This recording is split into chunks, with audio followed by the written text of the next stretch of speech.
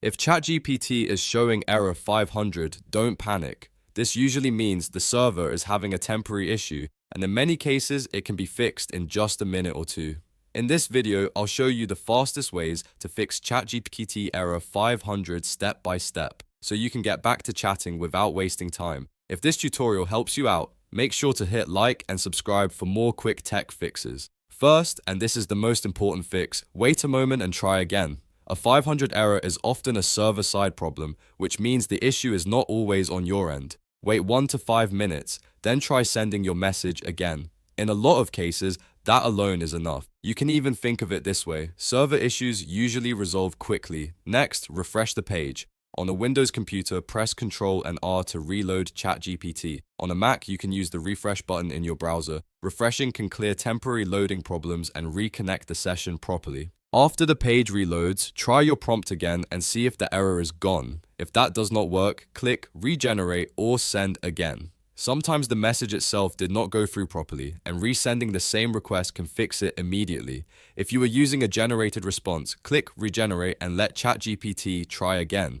If you are typing a prompt, simply resend it and check whether the error disappears. Another very useful fix is to start a new chat. Click New Chat and open a fresh conversation.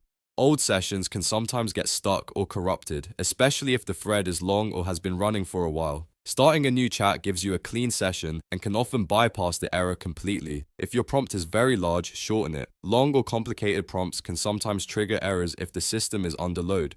Try breaking your request into smaller parts instead of sending everything at once. For example, ask one question at a time or split a big task into sections. This makes it easier for ChatGPT to process your request successfully.